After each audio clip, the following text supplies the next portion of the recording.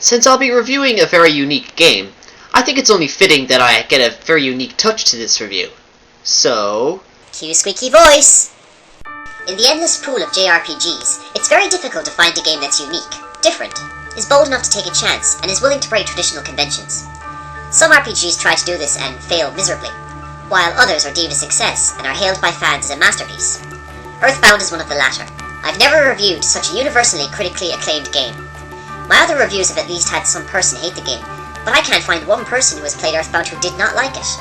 So I'm shitting my pants going into this review, as I'll likely have to deal with a mob of angry fanboys the minute I point out any flaw the game may or may not have. Oh well, I'm Terra Corrupt, and this is my review of Earthbound.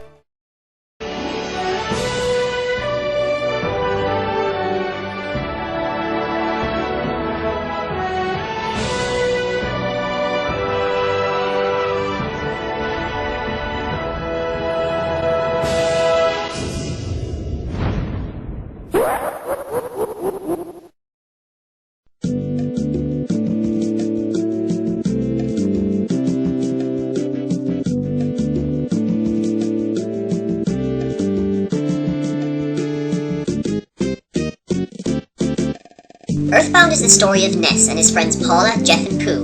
Yes, Pooh. No, I'm not joking. That's his name.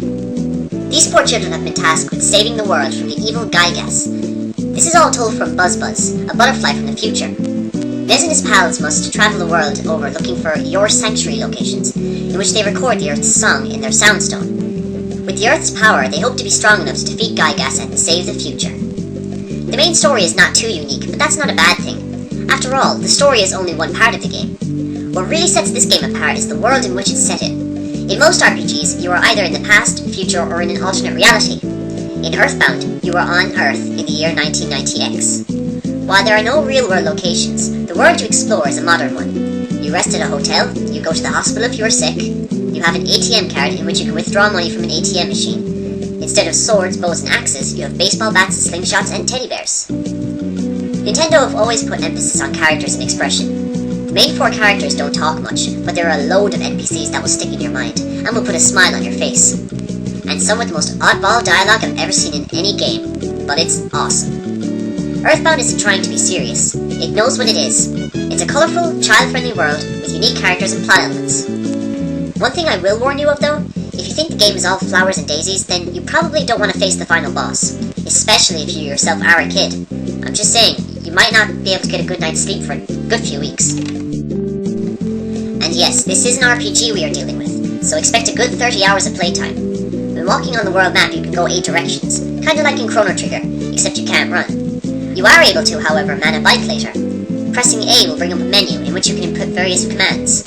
At first this seems very alien, but eventually you get used to it. Interacting with the world around you is key in this game, so don't be afraid to talk to everyone or check everything. Exploring the world was perhaps my favourite part of the game, as I loved checking every town, every department store, talking to everyone. It just set the atmosphere up perfectly for me. Encounters are not random. Instead, you can see the enemies on the field. Running into them starts the battle. It's a turn-based battle system, similar to the early Final Fantasies and Dragon Quest games. Commands such as Bash, which is your main attack, to Sai, which are special telekinetic powers, will come in real handy in battles. The battle system is pretty straightforward and not too difficult to grasp. Time and time again I've heard people say that this game is not too difficult. I guess it kinda depends on your definition of difficult. I found Earthbound difficult in the sense that its battles can be very unfair at times.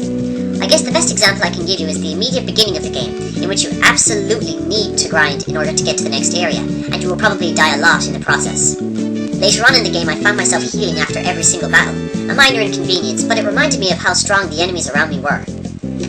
Now here's where I can get a bit controversial. For all of Earthbound's countless triumphs, I spotted one area in which it could improve on, but be aware this is purely personal preference, and others might welcome the challenge.